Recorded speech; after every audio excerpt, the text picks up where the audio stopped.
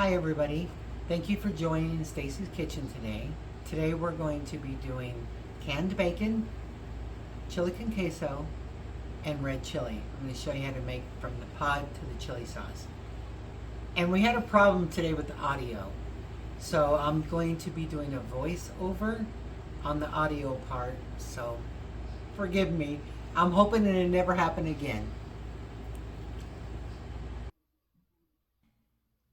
Okay, so here what I'm doing is I'm cutting the bacon out of the wrapper, and I want to line up the bacon right next to each other all the way through so that when I'm able to fold up the bottom and then fold down the top, I can roll it in a ball to where I can fit it into the can.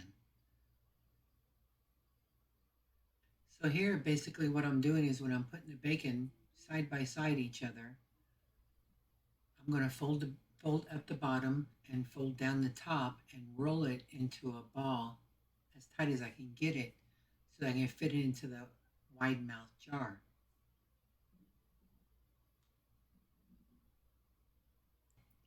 And as you see, I'm cutting in half so that I can fit both sides into the jar. And it needs to be an inch from the bottom. It has to have a headway an inch. So then after I get the bacon into both of my canning jars, I want to wipe the top with vinegar to make sure I get all the bacon fat off the top, because if there's any at all, it won't seal. And I definitely want to seal. So the vinegar that I'm wiping on the lids is going to get rid of all the bacon fat. And then I'm going to put the screw top on it and set it down into the canner. And then it will cook for 90 minutes. But I also want to put some vinegar into the water so that there's no foggy film on the jars, because nobody likes that foggy film. So that's what I'm doing here. Okay, once I get the jars into the canner, then I want to put the lid on. And then I watch the pressure, and it's at a 0 now. So as the pressure builds inside the can, then it is going to push the air out. And when you see a lot of steam coming out of the top, that means that there's no more pressure into the can, the air, to mess with it. So then I'll put the weight onto the canner, and then the pressure, the weight that you see here, the pressure in the canning will build. And I want, from the elevation that we are at, I want anywhere from 10 to 12 pounds of pressure. And if it goes any higher than that, then I need to turn the stove down. And if it doesn't climb that high, then I'm going to have to turn the heat up. So this is what I'm watching for now.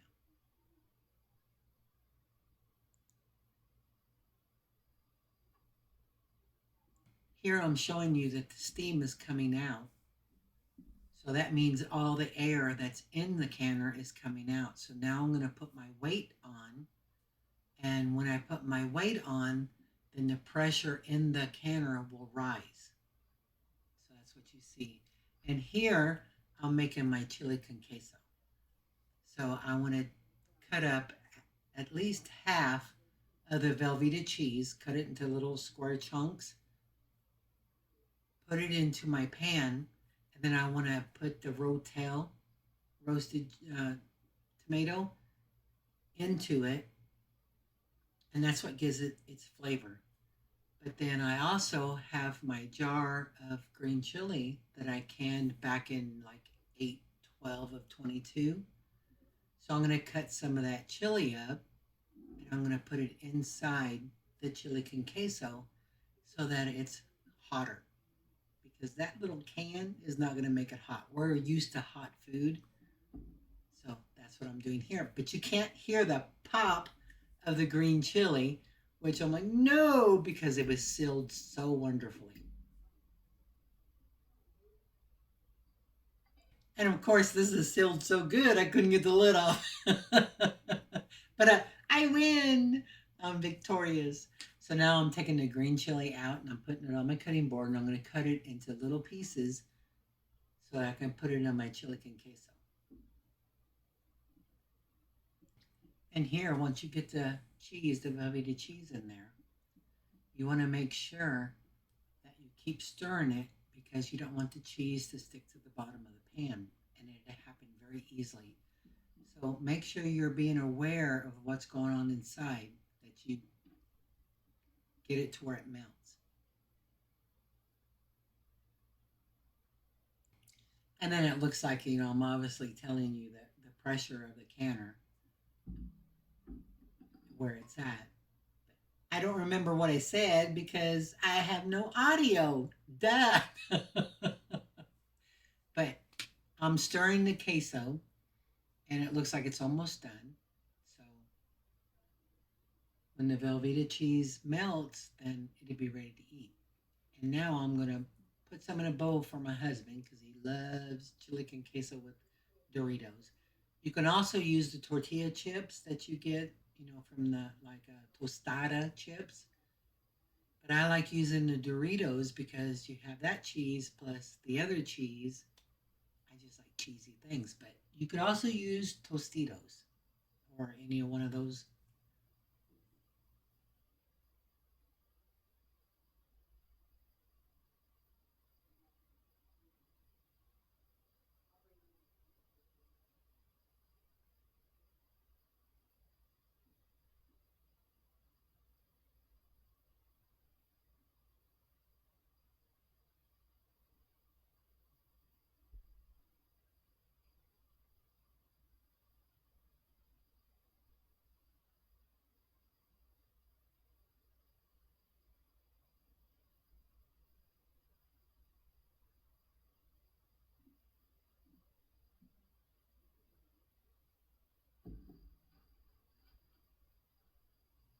And then, of course, I got to take a bite to show you how wonderful it is. Yep. It tasted wonderful. I don't know why I'm looking like I am. I'm saying something, but I don't know what I'm saying. But yum, yum, yum, yum. Okay. So now I've put red chili into the water. You can also put it into a pot and put it on the stove and cook it. But I just clean out my sink and I shoot some Clorox all over in it to make sure I get rid of all the germs and stuff. And then I put my chili after I wash it because you get it and it's dirty. You can see like dirt and mud and stuff on it. But most of the time, hatch chili is really good at making sure the dirt's off. But you want to clean it before you let it soak. And then when it gets soft, then you want to put it into this blender and you want to blend it up. And I obviously had to put some more water in it because it was really thick and I didn't want it that thick. So I'm thinning it out and I'm turning the blender back on. And then once it's done, then I want to put it into the strainer and I want to strain out the meat part of it, which is the skin and the seeds. I don't want that in it. I just want the sauce. So that's what you'll see here is me straining the meat and the seeds out of the red chili. And you just run your spoon around in there and you get all the sauce out of it. So the only thing left in it is the skin and the seeds.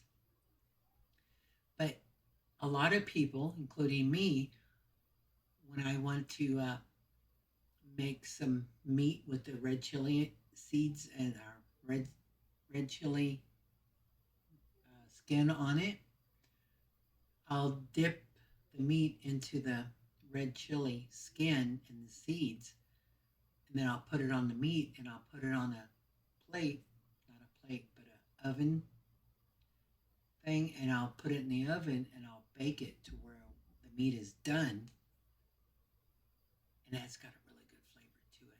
And I can't remember for the life of me what that's called, but You also cook the meat with the red chili and the seeds into the meat, and it's really good.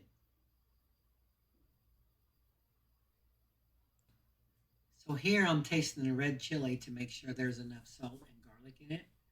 And obviously there wasn't enough. So I need to put some more in it. That's what I'm doing here. But you do it to your own taste. As it's cooking, taste it and see what it tastes like. If you think it needs more salt, add more salt, add more garlic. The only thing I really don't put it in is pepper. And then I'll put the lid on it and I'll bring it to a rolling boil. Once it hits that rolling boil, it's done. You don't need to do no more. So just turn the stove off and let it cool. And then here I'm showing you it's cooled off a little bit. So I'm just going to go ahead and put it in the container so it can finish cooling here. And then as it cools even more, I'll put the lid on it and I'll stick it back in the refrigerator and I'll use it in either enchiladas or asado. Asado is when you cut up pork into little bitty pieces and you cook it with oregano, salt, pepper, garlic, stuff like that. And then you put in some red chili. So it's soupy, but it's not a thin, soupy mixture. And then here I'm telling you that the pressure has come down enough to where I can take the lid off the canner. And I always want to do it away from your face because you don't want that steam hitting your face and burning your face. You always want to look good. So remember that.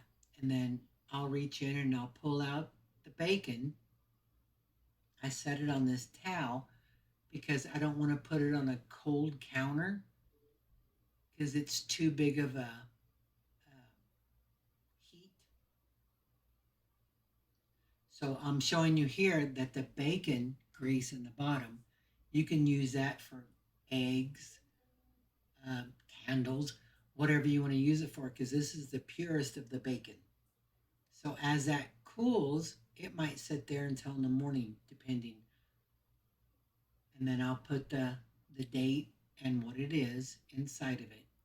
And then when I go back to fry this bacon, because it's going to be like a fatty kind of substance, it's not going to be crispy.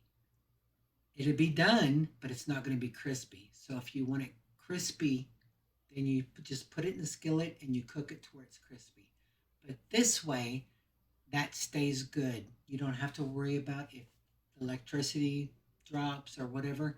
It's canned and it'll stay that way for 4 years, just the way it is. And then, of course, it looks like I stalled. So this is me saying thank you for joining the show today. And I hope you enjoyed it. And I hope you come back for more. Have a good day, guys.